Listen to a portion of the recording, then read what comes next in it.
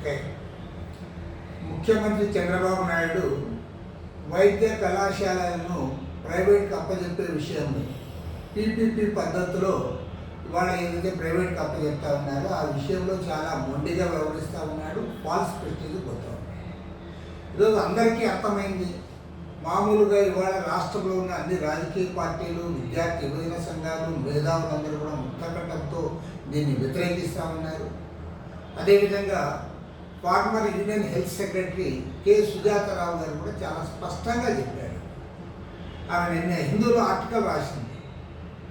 అనవసరంగా ఆంధ్రప్రదేశ్ రాష్ట్రంలో మెడికల్ కళాశాల పీపీపీ పద్ధతిలో ప్రైవేట్కి అప్పచెప్తా ఉన్నారు. దీనివల్ల రోగులు ఇబ్బందులు పడడమే కాదు, విద్యార్థులు ఎవరైతే సాధారణ మధ్యతరగతి విద్యార్థులు ఉన్నారో వారందరూ కూడా నష్టపోతారని చెప్పి చాలా స్పష్టంగా చెప్పడం జరిగింది.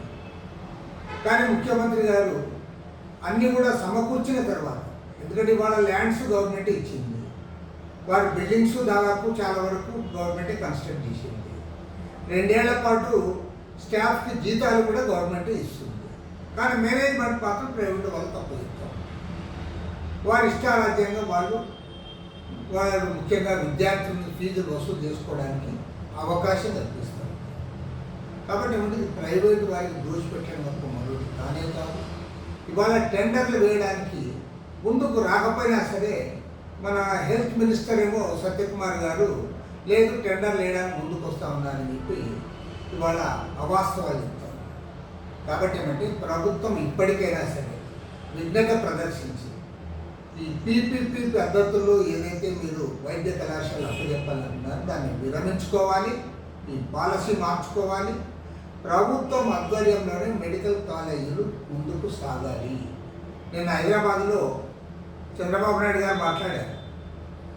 ఎవరైనా సరే పేద మధ్యతరగతి వర్గాల వారు పైకి రావాలంటే వారికి విద్యను ఒక ఆయుధంగా చేసుకొని పైకి ఎదగాలని చెప్పారు. మీ విద్యారంగాన్ని అంతా ప్రైవేట్ తప్ప చెప్పిన తర్వాత, వైద్య రంగాన్ని అంతా ప్రైవేట్ తప్ప చెప్పిన తర్వాత ఏ రకంగా వాళ్ళు ఎదుగుతారో దానికి మీరే సమాధానం చెప్పాలి. ఓకే, మీరు ఎన్టీఆర్ ట్రస్ట్ ద్వారా కొన్ని వందల మంది చేస్తున్నామన్నారు, సంతోషం. దానివల్ల కూడా వారు లబ్ధి పొందుతారు. పబ్లిక్ రంగంలో ఉన్న వాటినేమో ప్రైవేట్కి అప్పచెప్తారు. మీరేమో ట్రస్ట్ ద్వారా పేదవాళ్ళకు కొన్ని చదువులు చెప్పిస్తారు, మిగతా వారిని గాలికి వదిలేస్తారు. కాబట్టి ప్రైవేట్కి అప్పచెప్పడాన్ని మీరు నిరోధించండి. ఇప్పటికే ఆంధ్ర రాష్ట్రంలో primary education, intermediate education, engineering కాలేజీలు, ఈవెన్ యూనివర్సిటీలు మొత్తం టోటల్గా విద్యారంగాన్నంతా కూడా మీరు ప్రైవేట్కి అప్పచెప్పారు. ఇప్పుడు మెడికల్ కాలేజీలు అప్పచెప్తా ఉన్నారు. కాబట్టి మీరేమో ట్రస్ట్ పెట్టి మీకు కావాల్సిన కొంతమందికి పిల్లలకి అక్కడ చదువు చెప్పిస్తారు. మిగతా కోట్లాది మంది వాళ్ళ పిల్లలు, సాధారణ పేద ప్రజల వాళ్ళ పిల్లలు, వాళ్ళని ప్రైవేట్ వారికి వదిలిపెట్టారు. కాబట్టి సరైనది కాదు. దీన్ని పూర్తిగా ఖండిస్తామన్నా. ముఖ్యమంత్రి గారు ఫాల్స్ ప్రెస్టేజ్ ఇవ్వకుండా యథావిధిగా ప్రభుత్వ రంగంలోని కళాశాలలు నడపాలని చెప్పి సిపిఐ తరఫున డిమాండ్ చేస్తారు.